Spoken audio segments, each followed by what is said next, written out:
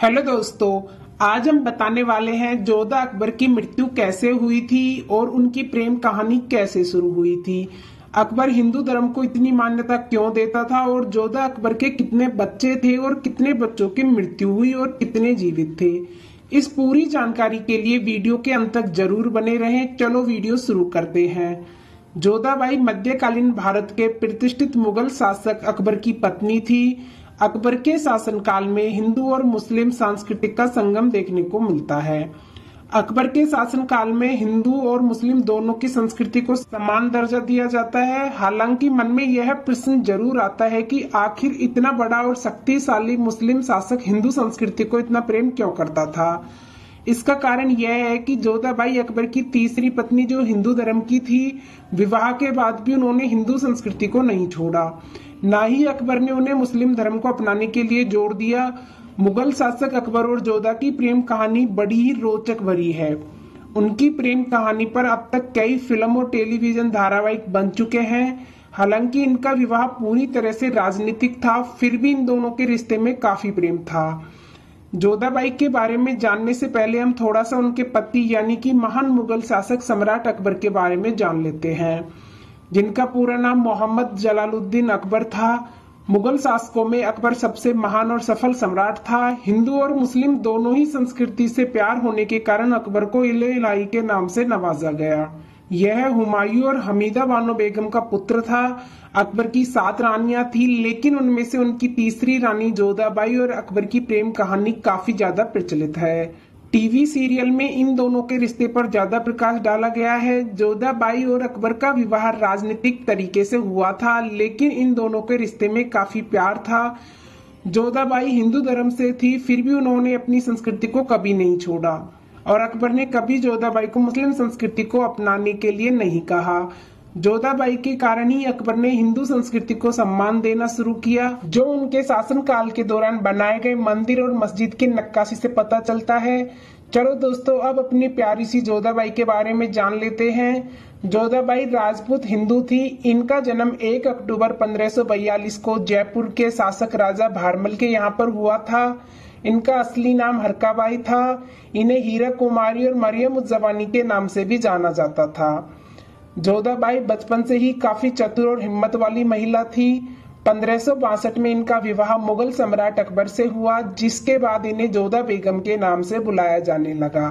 अकबर एक शक्तिशाली मुगल बादशाह था। इसकी सेना काफी विशाल थी। इसने सेना के बल पर मध्यकाल के कई राज्यों को पराजित करके उनके साम्राज्य को अपने अधीन कर लिया था। उसके दौरान इसका सबसे बड़ा शत्रु राजपूताना था। यही कारण था कि अकबर और महाराणा प्रताप का हल्दी घाटी युद्ध हुआ था। अकबर साम्राज्य को अधीन करने के लिए सबसे ज्यादा समझौते की नीति को पसंद करता था। हालांकि एक विशाल सेना और एक शक्तिशाली शासक होने के कारण अकबर सैन्य बल से भी आसानी से साम्राज्य पर अपना परचम फहरा सकता था, लेकिन युद्ध करने के कारण बहुत सारा खून बहता था, तो अकबर को बिल्कुल भी पसंद नहीं था। इसलिए वह शांति से साम्राज्य को अपने अधीन करना चाहता था। वह अपने समझौते की रणनीति के तहत अन्य राजाओं की कन्याओं से सम्मान पूर्वक विवाह कर लेता था और बिना किसी जनहानि के उनके रियासतों को अपने अधीन कर लेता था। उसी दौरान एक बार अकबर का युद्ध राजा भारमल से हुआ था। अकबर ने राजा भारमल के तीनों बेटों को बंदी बना लिया।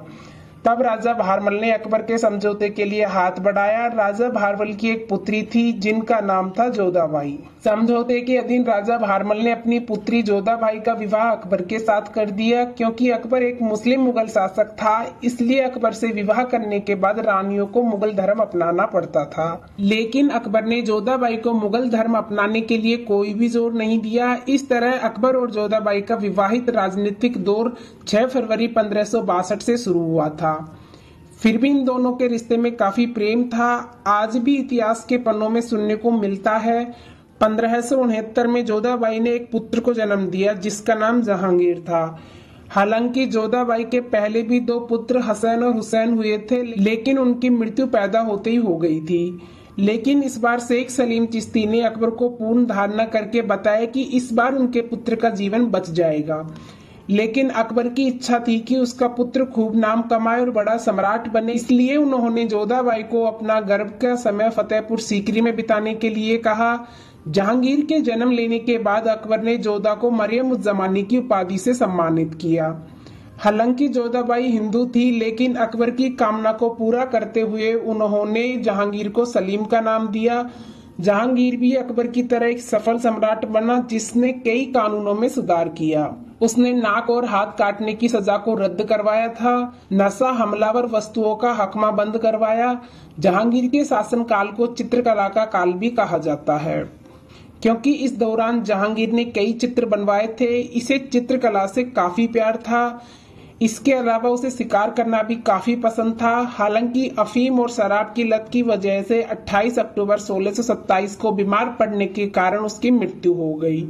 अकबर हिंदू धर्म को सम्मान क्यों देता था, चलो जान लेते हैं विस्तार से।